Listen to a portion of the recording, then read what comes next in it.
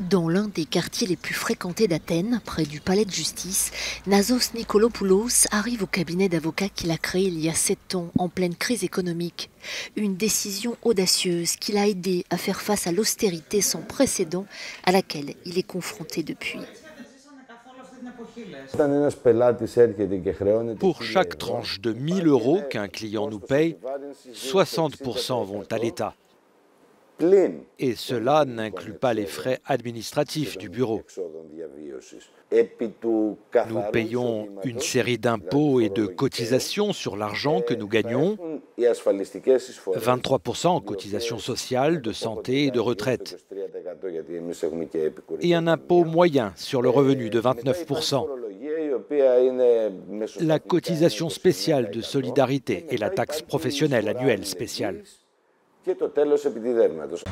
Ce fils d'enseignant a fait des études supérieures en Grèce et au Royaume-Uni. Sa famille fait partie de la classe moyenne grecque. C'est elle qui a porté le pays pendant les programmes de sauvetage en payant des milliards d'euros en impôts et en contributions diverses.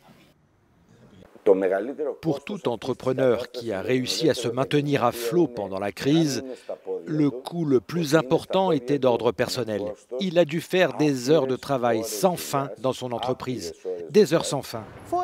Pour tous ceux qui participent à cette campagne électorale en Grèce, la classe moyenne est devenue une sorte de saint Graal. Tout le monde le cherche, tout le monde pense que celui qui le tiendra sera celui qui remportera cette bataille électorale.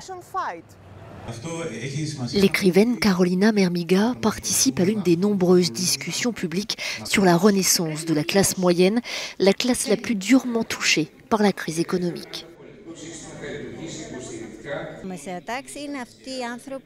Les gens de la classe moyenne sont ceux qui doivent se serrer la ceinture, comme on dit souvent. Et ils le font en silence et souvent dans la douleur. Habituellement, ce sont des gens qui ne descendent pas dans la rue et ne provoquent pas d'émeutes. Ils restent confinés chez eux et attendent les élections pour dire ce qu'ils pensent. Selon l'autorité statistique hellénique, le revenu annuel moyen de la classe moyenne se situe entre 6 000 et 11 000 €.